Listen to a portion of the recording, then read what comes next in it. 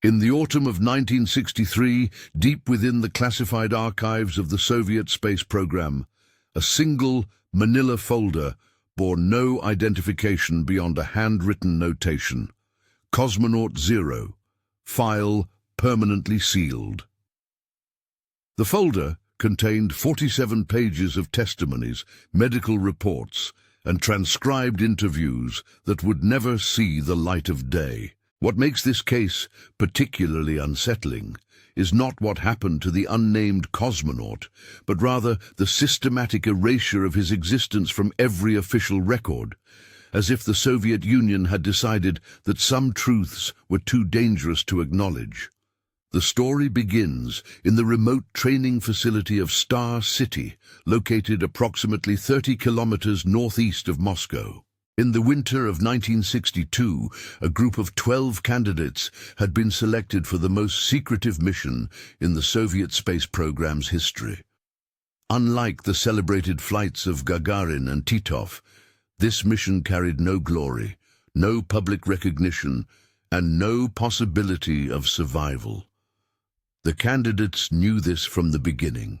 What they did not know was that one among them would discover something that would shake the very foundations of the Soviet space program. According to declassified documents that surfaced briefly in 1968 before being reclassified, the candidate who would later be designated only as Cosmonaut 0 was a 28-year-old test pilot from Novgorod. His real name appears in no surviving records, though fragmentary evidence suggests he may have been the son of a factory worker and had served with distinction in the Arctic aviation units. Medical records from the training period describe him as possessing exceptional psychological resilience and an unusual ability to remain calm under extreme stress. These same records note a troubling detail. During psychological evaluations, he demonstrated an almost compulsive need to document everything he observed. The training facility itself was a world apart from the main Star City complex. Built in 1961, it consisted of 3 concrete buildings surrounded by a double fence and watchtowers. The candidates lived in complete isolation, forbidden from contacting family or friends. Their training focused not on the technical aspects of spaceflight, but on something far more disturbing: prolonged sensory deprivation, exposure to extreme psychological stress, and what the documents cryptically refer to as consciousness alteration procedures. Ivan Mikhailovich Petrov, a former security officer at the facility, provided testimony in 1967 that was immediately classified. According to his account, the candidates underwent daily sessions in specially constructed chambers that simulated the conditions they would face during their mission. These sessions lasted up to 18 hours and involved complete darkness, extreme cold, and what Petrov described as sounds that should not exist. The candidates emerged from these sessions changed, their behavior increasingly erratic and their speech patterns altered. The mission itself was scheduled for March 22, 1963. Unlike standard Soviet launches, this one would take place not from Baikonur, but from a temporary launch site constructed in the Kamchatka Peninsula. The rocket was a modified R-7, equipped with life support systems designed to function for exactly 72 hours. No recovery system was installed.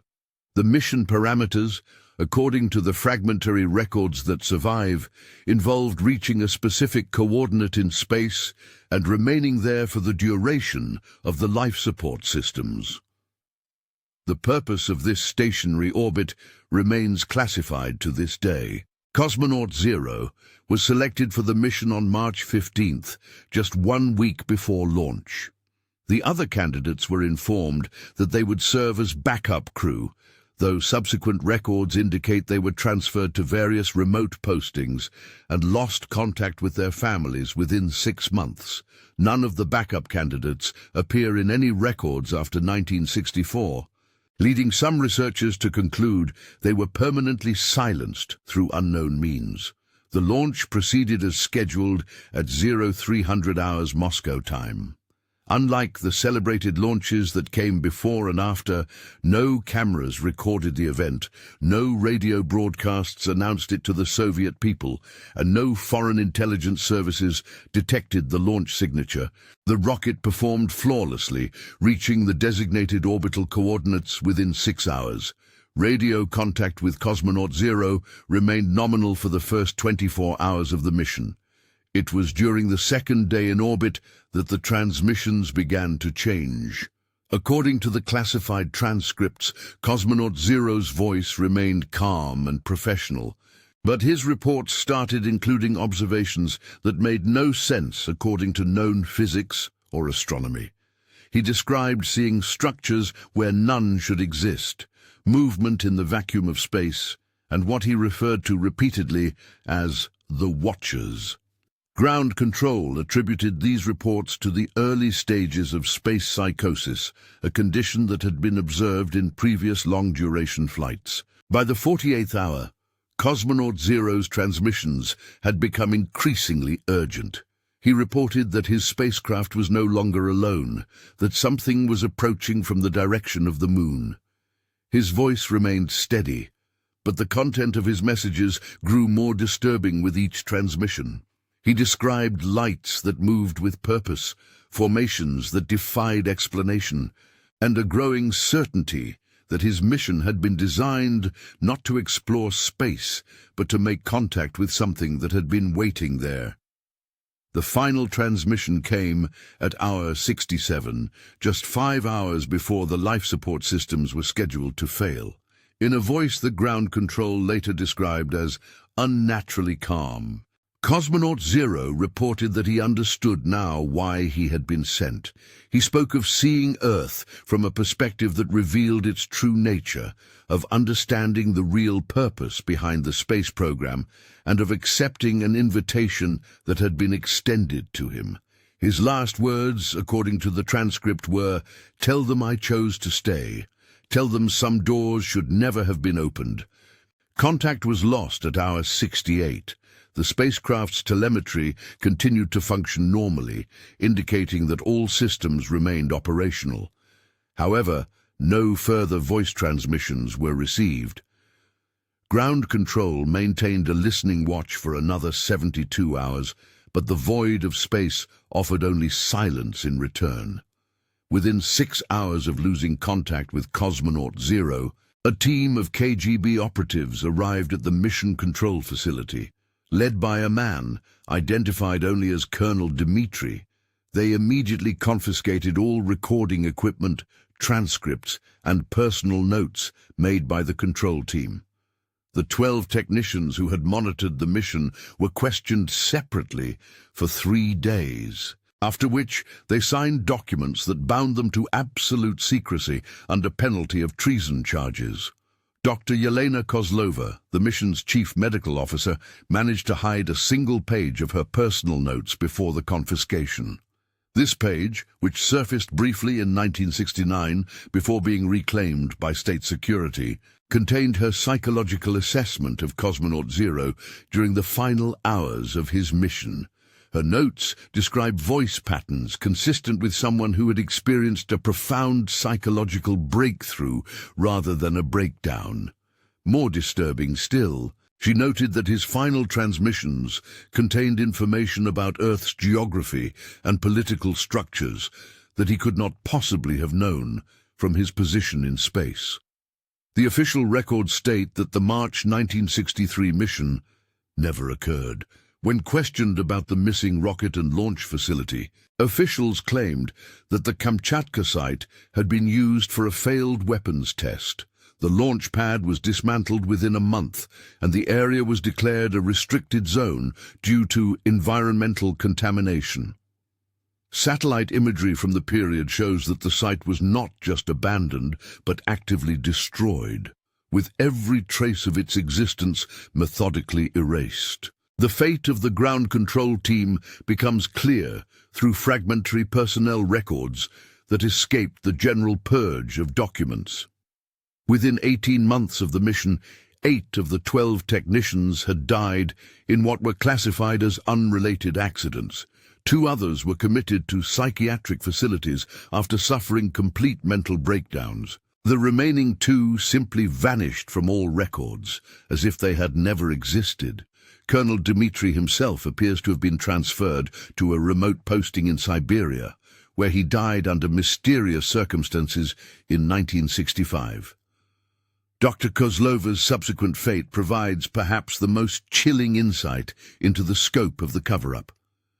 After the confiscation of her notes, she continued to work within the space program, but colleagues noted a dramatic change in her behavior. She became obsessed with monitoring radio frequencies, claiming she could still hear Cosmonaut Zero's voice in the static between stations. In 1964, she was found dead in her apartment, the victim of an apparent suicide. However, her personal diary, discovered hidden behind a loose floorboard, contained entries made after her official date of death. These entries describe continued contact with someone or something that claimed to be Cosmonaut Zero, warning her about future space missions and the true purpose of the Soviet space program. The suppression of information about the mission extended far beyond the immediate participants. Research into Soviet launch records reveals systematic gaps in the official chronology, as if entire months of activity had been erased. Foreign intelligence agencies that routinely monitored Soviet space activities reported unusual radio signals emanating from the Kamchatka Peninsula during March 1963, but these reports were quickly classified by their respective governments. Even decades later, when many Cold War secrets were revealed, the March 1963 incident remained buried under layers of classification that span multiple nations. In 1966, 3 years after the mission, a small research team from Moscow University received permission to study Soviet space program records for an academic project. Among the thousands of documents they reviewed, they discovered references to a Zero designation test pilot who had been removed from active duty for undisclosed psychological reasons. The team's professor, Dr. Andrei Volkov, became intrigued by these fragmentary references and began researching the matter more deeply. His investigation was abruptly terminated when he received a visit from state security officials who informed him that his research constituted a threat to national security. Dr. Volkov's personal notes, preserved by his widow and discovered in 1968, reveal the depth of his investigation before it was shut down. He had managed to identify 12 individuals connected to the mysterious March 1963 mission and had begun reaching out to their families and former colleagues. What he discovered painted a picture of systematic intimidation and silence that extended to the families of everyone involved. Wives had been warned never to speak of their husbands' work. Children had been transferred to different schools with new identities, and former colleagues had been relocated to distant parts of the Soviet Union. The pattern of silence was so complete that Dr. Volkov began to suspect that the mission had involved more than just one cosmonaut. His notes theorize that Cosmonaut Zero may have been one of several individuals sent on similar missions, each designed to test human reactions to prolonged isolation in space. More troubling still, he suggested that the mission may have been successful in its true purpose, though what that purpose was remains locked away in classified files that may never see the light of day. The most disturbing discovery in Dr. Volkov's notes concerns radio transmissions detected by amateur radio operators in the months following the March 1963 mission. Several operators reported receiving transmissions on frequencies known to be used by the Soviet space program. But the content of these transmissions defied explanation. The voice was described as calm and professional, speaking in Russian with a slight regional accent consistent with someone from the Novgorod region. The transmissions contained detailed observations of Earth's weather patterns, political developments, and social changes that were accurate to an impossible degree. Most unnervingly, the transmissions seemed to predict future events with alarming precision. These amateur radio reports were collected by Dr. Volkov before his investigation was terminated, but the reports themselves present a troubling pattern. The transmissions were never received by official monitoring stations, only by private individuals using relatively primitive equipment. This suggests either an elaborate hoax or something far more disturbing, that the transmissions were being broadcast on frequencies or in ways that only certain types of equipment could detect. The operators who reported these transmissions were subsequently visited by officials who confiscated their equipment and warned them against discussing what they had heard. The international implications of the incident become apparent when examining diplomatic records from the period. In April 1963, just 1 month after the mission, the United States approached the Soviet Union through back channels to discuss mutual concerns regarding space-based phenomena. The details of these discussions remain classified, but the timing suggests that American intelligence had detected something related to the March mission. British and French intelligence services also reported unusual activity in Soviet space communications during this period, though their specific observations were quickly classified by their respective governments. What makes the international response particularly significant is the apparent cooperation between traditionally hostile intelligence services in suppressing information about the incident. Documents that surfaced briefly during the intelligence community reforms of the late 1960s suggest that all major powers had encountered similar phenomena during their space programs and had agreed to maintain absolute secrecy about these encounters. This unprecedented level of cooperation between enemy nations suggests that whatever Cosmonaut Zero encountered in space posed a threat that transcended national boundaries. The physical evidence of the mission's existence was systematically destroyed, but traces remain for those who know where to look. Construction records from the Kamchatka Peninsula show massive concrete pours during the winter of 1962, quantities far exceeding what would be required for a simple weapons test facility. Local residents were evacuated from a 20-kilometer radius around the construction site and never allowed to return. The official explanation was contamination from a failed nuclear test, but radiation surveys conducted decades later found no trace of nuclear materials in the area. More telling are the shipping records from the period, which show the transport of specialized equipment to the Kamchatka site. Among the items shipped were life support systems designed for spaceflight, communication equipment capable of reaching orbital distances, and what the records describe as psychological monitoring apparatus. None of this equipment appears in the inventory of materials recovered when the site was supposedly decommissioned, suggesting that it was either destroyed or transported to another location. The human cost of the mission extends far beyond Cosmonaut Zero himself. Research into the families of the backup candidates reveals a pattern of tragedy that defies statistical probability. Within 5 years of the mission, 7 of the 11 families had experienced what officials classified as accidental deaths. House fires, automobile accidents, and unexplained illnesses claimed the lives of wives, children, and elderly parents with alarming frequency. The surviving family members were relocated to different parts of the Soviet Union and provided with new identities, ostensibly for their own protection. One survivor, the daughter of backup candidate Sergei Nikolaevich Petrov, managed to preserve a letter written by her father shortly before his disappearance. The letter, hidden in a doll and discovered only after her death in 1967, contains a message that provides insight into the psychological state of the mission participants.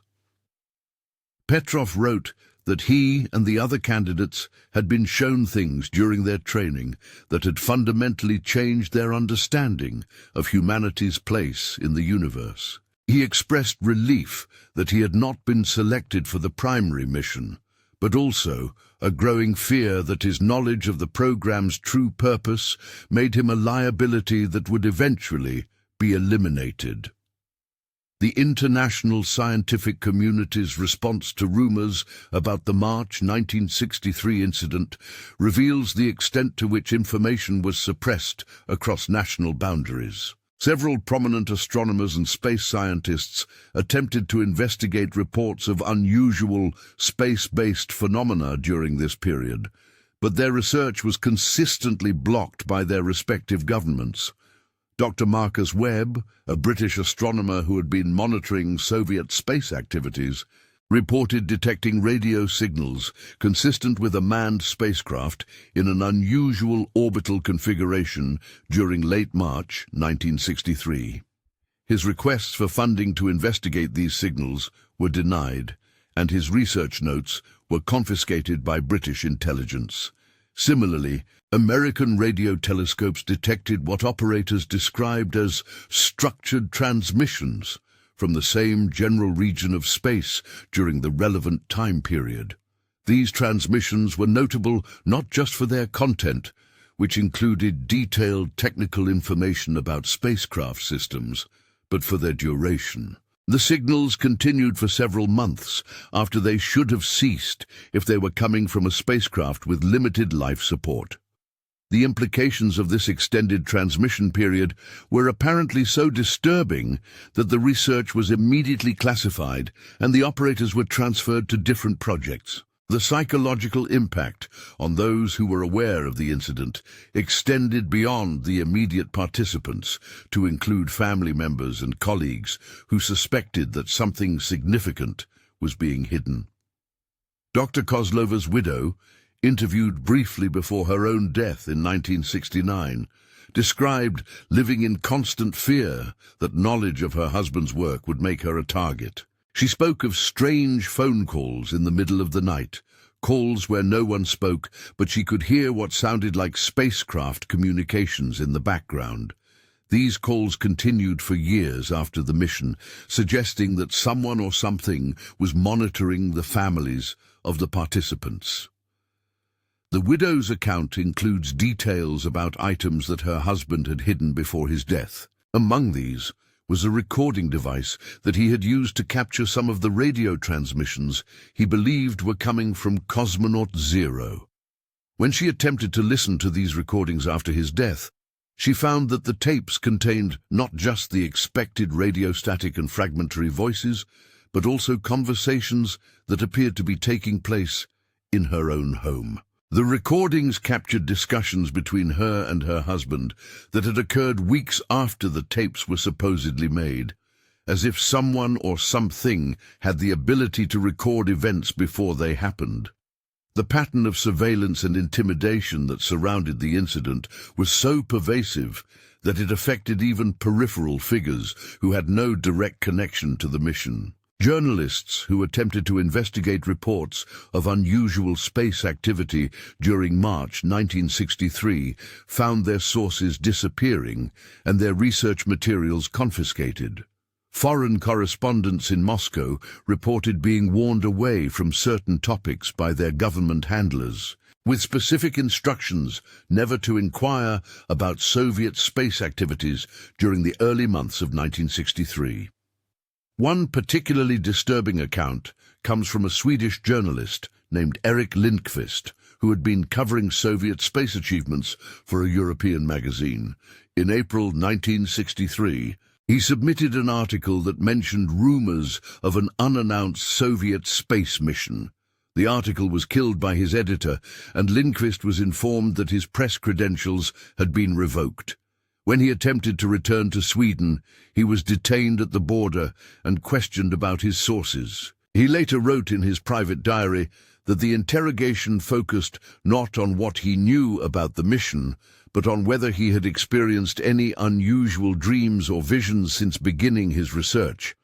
The international intelligence community's interest in the incident extended to monitoring the dreams and psychological states of anyone who had been exposed to information about the mission. This unprecedented level of surveillance suggests that whatever Cosmonaut Zero had encountered in space had effects that extended beyond the normal boundaries of physical reality. Declassified memos from the CIA and British intelligence services reference the need to monitor individuals for secondary contamination and psychological contagion effects, terms that appear nowhere else in intelligence literature of the period. The most compelling evidence for the ongoing nature of whatever phenomenon Cosmonaut Zero encountered comes from monitoring stations that continued to detect unusual signals from space long after the mission should have ended. These signals were picked up by installations in multiple countries and on different continents, making the possibility of equipment malfunction or deliberate hoaxing extremely unlikely. The signals maintained the same technical characteristics as spacecraft transmissions, but their content was unlike anything in the normal range of space communications. Radio operators who were cleared to monitor these transmissions reported that the voice matched recordings of Cosmonaut Zero that had been made during his training period. More disturbing still, the transmissions demonstrated knowledge of events on Earth that occurred after the supposed failure of the spacecraft's life support systems. The voice provided detailed descriptions of political changes, weather patterns and technological developments with an accuracy that suggested real-time observation rather than prediction. The decision to permanently classify all information related to the incident appears to have been made at the highest levels of government in multiple countries. Soviet documents that briefly surfaced during the Glasnost period referenced direct communication between Khrushchev and Kennedy regarding mutual space security concerns during April 1963. While the specific content of these communications remains classified, their existence suggests that the incident had implications for both superpowers that transcended their normal rivalry. The systematic destruction of evidence related to the mission was so thorough that by 1965, most traces of its existence had been eliminated from official records. However, the psychological impact on those who had been involved proved more difficult to erase. Military personnel who had served at the launch facility reported recurring nightmares about voices calling from space. Voices that spoke in perfect Russian but seemed to come from impossible distances. These reports were collected by military psychiatrists who noted that the nightmares shared remarkably consistent details, despite the fact that the individuals reporting them had been separated and forbidden from communicating with each other. The medical files of these individuals, which survived the general purge of documents, reveal a pattern of psychological deterioration that began immediately after the mission and continued for years afterward.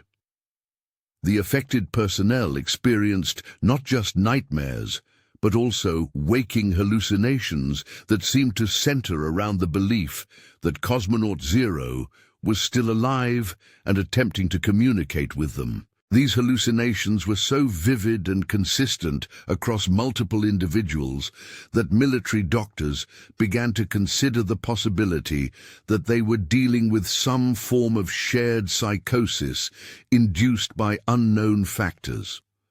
The families of the affected personnel also began to report strange experiences. Children spoke of a sad man in a spacesuit who visited them in their dreams and told them stories about Earth as seen from very far away.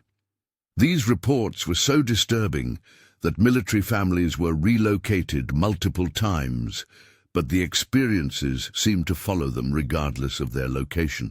The military's response was to classify these reports and restrict access to the affected families, essentially imprisoning them within the military healthcare system. The international scientific community's eventual silence on the incident appears to have been coordinated through unofficial channels that bypassed normal diplomatic procedures. Research into scientific conferences and publications from the period reveals a sudden cessation of papers dealing with certain types of space-based phenomena. Topics that had been actively researched and published suddenly disappeared from academic journals, and researchers who'd been working on related projects found their funding cut and their access to equipment restricted.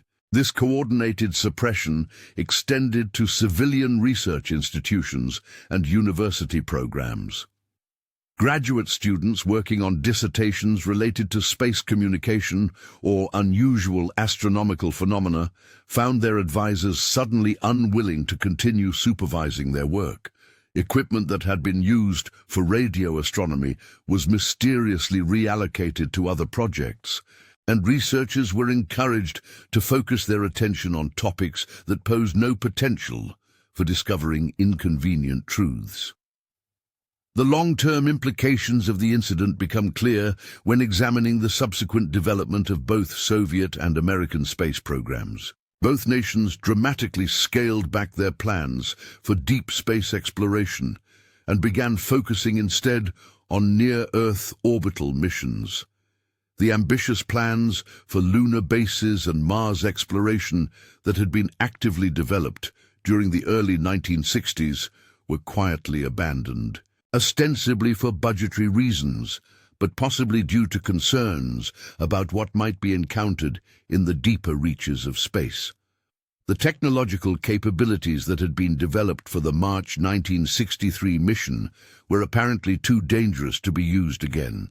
Research into advanced life support systems capable of sustaining human life for extended periods in space was discontinued, and the specialized communication equipment that had been used to maintain contact with Cosmonaut 0 was dismantled and its blueprints destroyed. This represents a significant step backward in space technology, suggesting that the benefits of these innovations were outweighed by the risks they posed. The psychological research that had been conducted as part of the mission's preparation was also terminated and its results classified.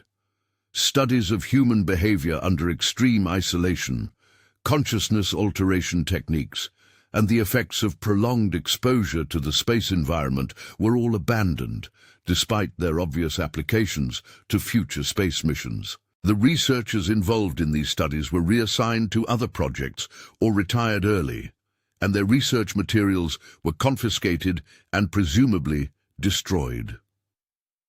The most disturbing aspect of the incident may be the evidence that it continued to influence events long after the official mission ended. Radio monitoring stations continued to detect transmissions that appeared to originate from the vicinity of Cosmonaut 0's last known position for several years after the mission.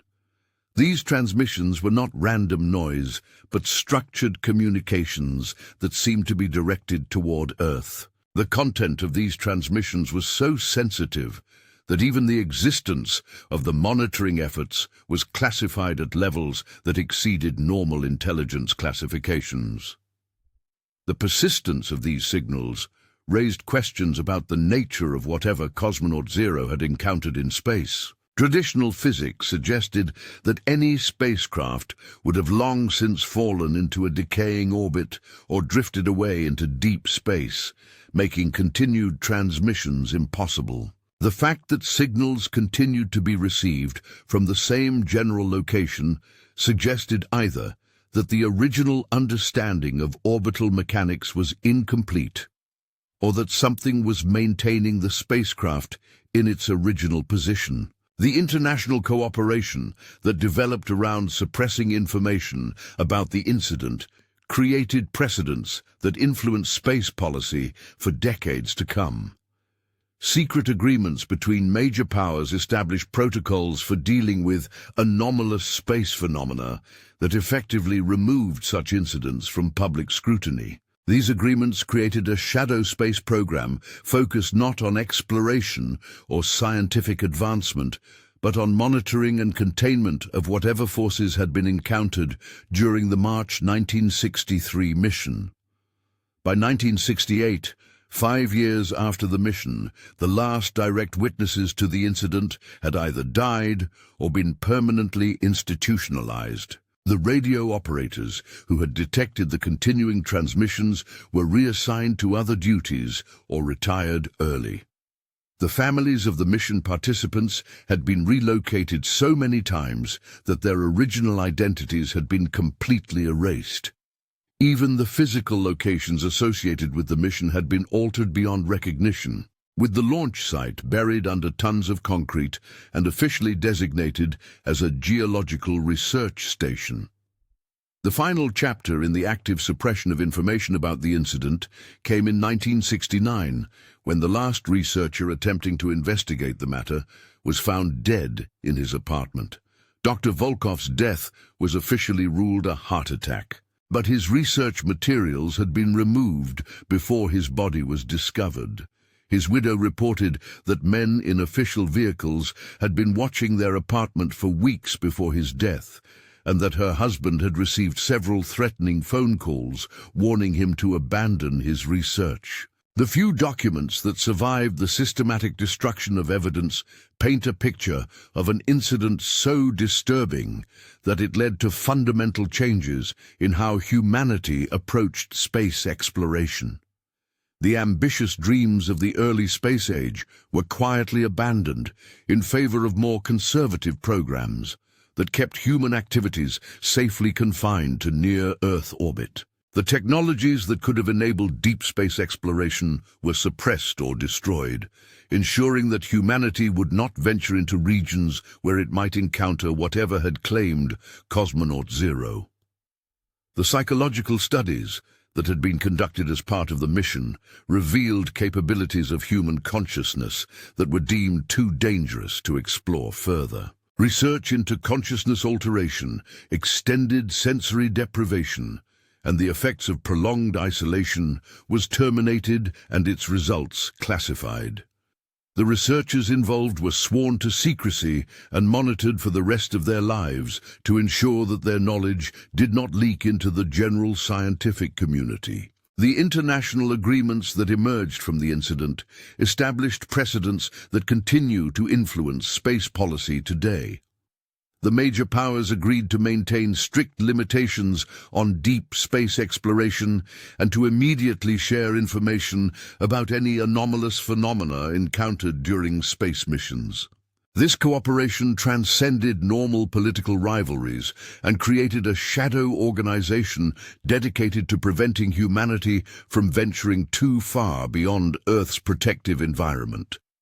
The most chilling aspect of the entire incident may be the evidence that whatever Cosmonaut Zero encountered in space continues to monitor human activities. Radio telescopes around the world occasionally detect signals that match the technical characteristics of the transmissions received during the March 1963 mission. These signals are immediately classified, and their detection is never officially acknowledged. But their persistence suggests that the incident is not a historical curiosity, but an ongoing situation that requires constant vigilance.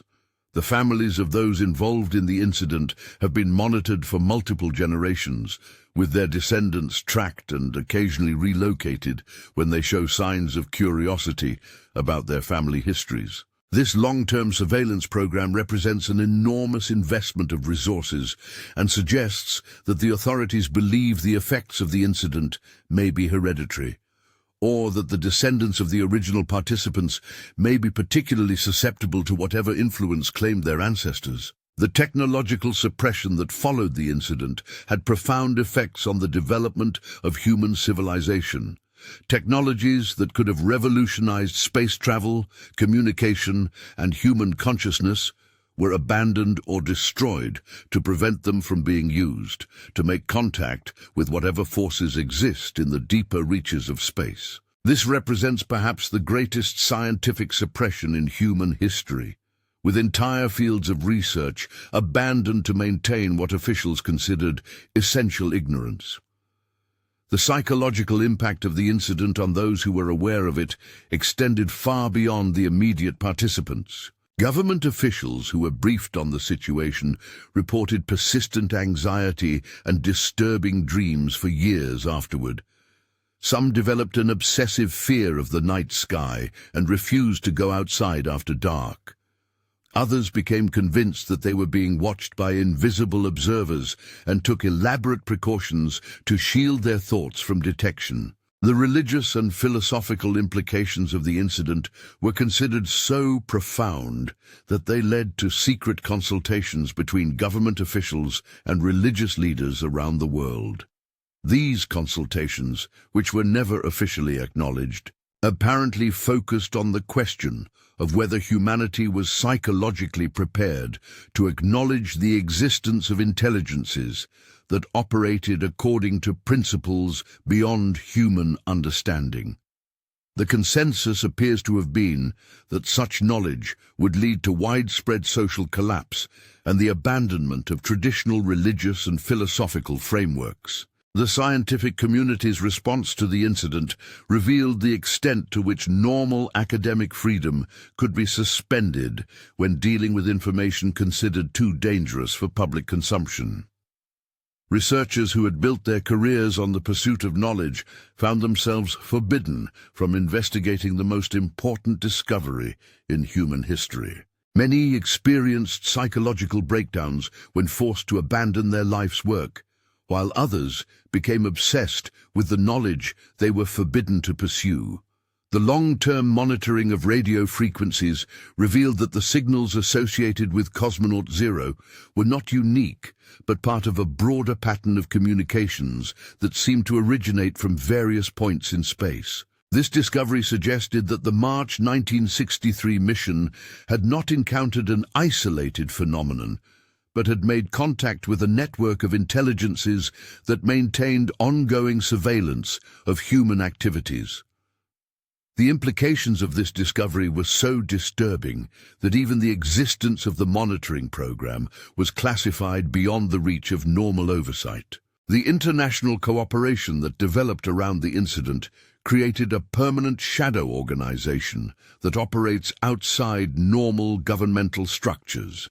This organization, which has never been officially acknowledged, apparently coordinates the suppression of information about space-based phenomena and maintains contingency plans for dealing with future contact situations. Its activities are funded through classified budgets that are hidden within the space programs of multiple nations, creating a truly international effort to maintain humanity's ignorance about the true nature of the universe.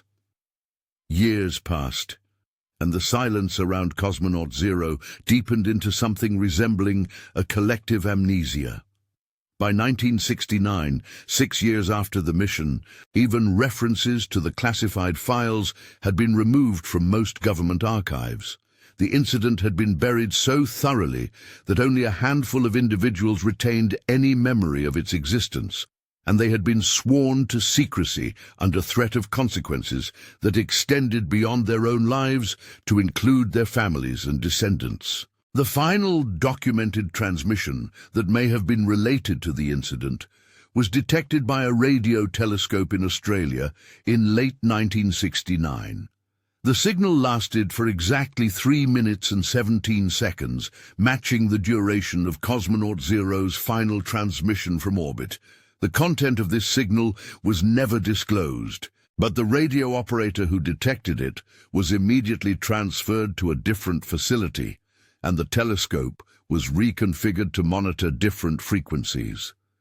The operator later suffered what was officially described as a nervous breakdown and was permanently hospitalized. The Australian signal marked the end of the active phase of whatever phenomenon had been triggered by the March 1963 mission. After that date, no further transmissions were detected that could be linked to Cosmonaut 0 or the mysterious forces he had encountered in space. Whether this represented the end of the contact or simply the development of more sophisticated methods of surveillance remains unknown. The monitoring efforts continued, but the cosmos maintained its silence, leaving humanity to wonder whether it was truly alone or simply being watched by intelligences that had learned to hide their presence more effectively. The legacy of Cosmonaut 0 lives on in the classified protocols that govern space exploration to this day, Every major space mission must be approved by an international committee that operates in complete secrecy, and certain regions of space remain permanently off-limits to human exploration. The technologies that enabled the original contact have been banned by international treaty, and research into consciousness alteration and extended space communication is strictly regulated by agreements that transcend national boundaries. The psychological scars left by the incident continue to influence those few individuals who retain knowledge of what truly happened in March 1963. They live with the knowledge that humanity's expansion into space has been permanently constrained by encounters with intelligences that operate according to principles beyond human comprehension. They know that the ambitious dreams of space exploration that inspired their generation were abandoned not for practical reasons, but because the universe proved to contain forces that humanity was not prepared to confront. The ultimate fate of Cosmonaut Zero remains unknown, but his influence on human history is undeniable.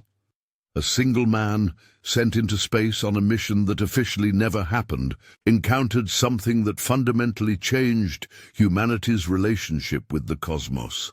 His discovery was so profound and so disturbing that it led to the largest cover-up in human history, involving multiple nations, intelligence services, and scientific institutions working together to maintain a silence that has lasted for decades. The empty chair that should have held Cosmonaut Zero at mission debriefings became a symbol of the knowledge that humanity chose to reject rather than accept. His name was erased from every record, his family was scattered and given new identities, and his very existence was denied by the same government that had sent him to die in the service of human knowledge. Yet somewhere in the vast silence of space, in an orbital position that should be empty but may not be, the legacy of his mission continues to influence events on Earth in ways that may never be fully understood. The sound that still echoes from that March night in 1963 is not the roar of rockets or the celebration of human achievement, but the silence that followed Cosmonaut Zero's final transmission. It is the sound of a door being quietly closed on humanity's cosmic ambitions, of dreams being abandoned in favor of ignorance, and of a species choosing safety over knowledge. In that silence lies the true horror of the incident, not what was discovered in space, but what humanity chose to forget about itself in response to that discovery. And perhaps, in the deepest archives of governments around the world, locked away in files that will never see daylight, there remains a single recording of a voice calling from the void, speaking words that changed everything, while officially never being spoken at all. The voice of a man who accepted an invitation that was never offered, who stayed in a place that officially doesn't exist, and whose silence echoes louder than any scream ever could. The cosmic dark that stretches beyond Earth's atmosphere holds its secrets close, and humanity has learned to be grateful for that darkness, for it hides truths that were judged too dangerous for any species to bear. In the winter of 1969, the last active surveillance station monitoring the frequencies associated with Cosmonaut Zero was quietly shut down. The equipment was dismantled and its components scattered to research facilities around the world, where they were repurposed for mundane scientific tasks. The technicians who had operated the station were given generous retirement packages and relocated to distant countries, where they lived out their days under assumed identities, carrying secrets that grew heavier with each passing year. The final entry in the classified file designated Cosmonaut Zero, Permanent Seal, was made by an unnamed intelligence officer on December 31st, 1969. The entry consisted of a single sentence, subject presumed permanently neutralized, file archived indefinitely. Below this, in different handwriting, someone had added, "Some doors, once opened, can never be fully closed." Dr. Yelena Kozlova's daughter, who had been only 8 years old at the time of her mother's death, grew up believing her mother had died in a car accident. She pursued a career in radio astronomy, drawn by childhood memories of her mother listening intently to static on old radio sets. In 1968, while working at an observatory outside Moscow, she detected a signal that made her hands shake with inexplicable recognition. The signal lasted only seconds, but in those moments she heard something that sounded impossibly like a voice she had heard in dreams throughout her childhood. She reported the detection to her supervisors, who dismissed it as equipment malfunction. That night, she received a visit from men who identified themselves as equipment inspectors. They examined her telescope thoroughly and declared it faulty, recommending immediate decommission. She was transferred to a ground-based weather monitoring station the following week and never worked in astronomy again.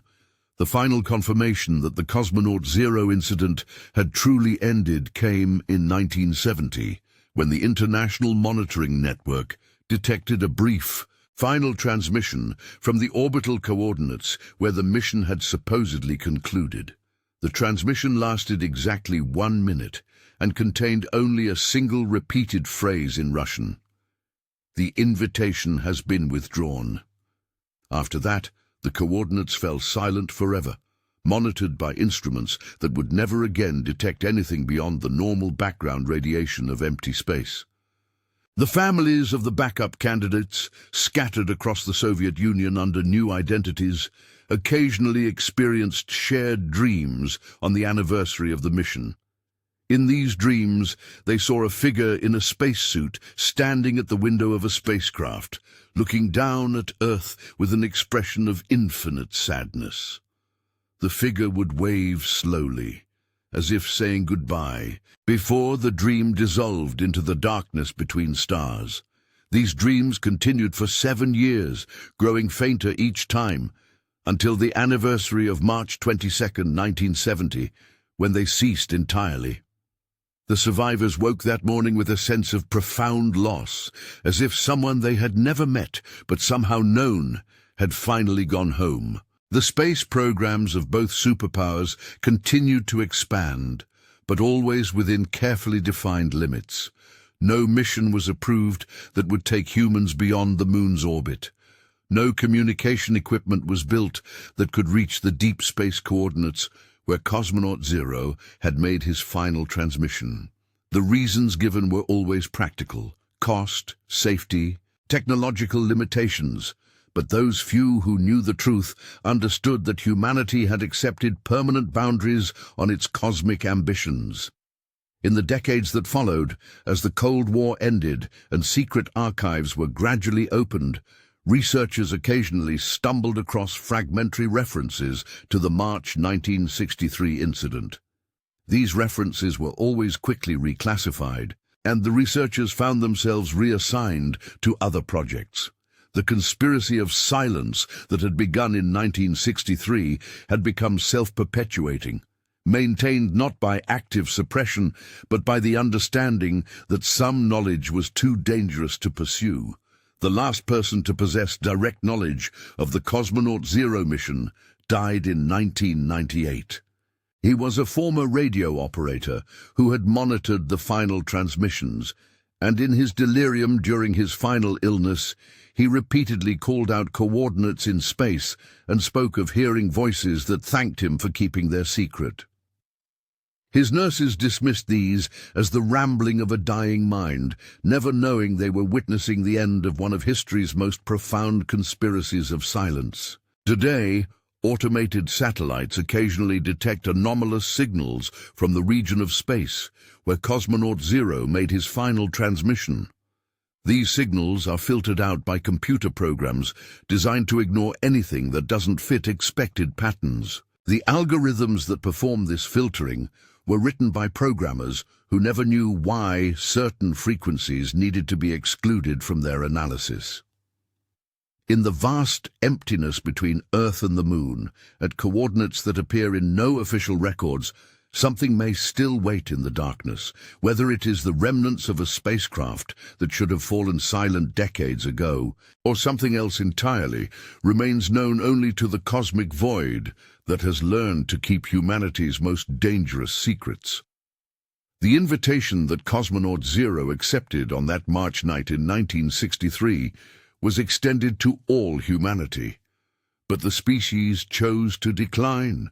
The cost of that choice, the technologies abandoned, the knowledge suppressed, the dreams deferred, may never be fully understood. But in the silence that followed, humanity found a different kind of safety, the safety of ignorance preserved at the cost of wonder. And in that silence perhaps lies the most profound lesson of the Cosmonaut Zero incident, that some discoveries are too vast for any species to bear, and that wisdom sometimes lies not in seeking truth, but in choosing which truths to seek. The cosmos is vast and full of wonders, but it is also full of knowledge that can destroy those unprepared to receive it. The final file on Cosmonaut Zero remains sealed in archives that officially do not exist, maintained by organizations that have no names, monitored by individuals who will take their secrets to graves that will bear no markers. And perhaps that is as it should be, for some stories are meant to end not with revelation, but with silence, not with answers, but with the wisdom to stop asking certain questions.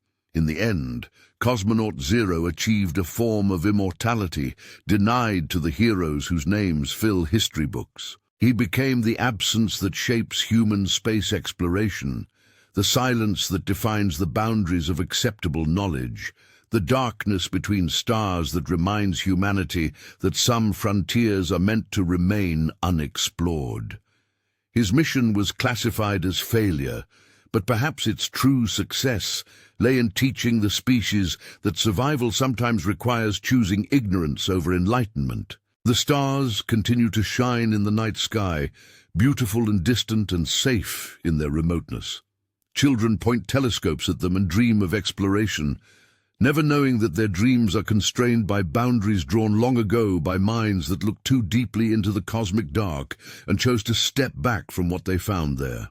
Somewhere in that darkness, the echo of Cosmonaut Zero's final transmission continues to travel through space at the speed of light, carrying its message to distant worlds that may be wiser than humanity in knowing when to listen and when to maintain their own protective silence.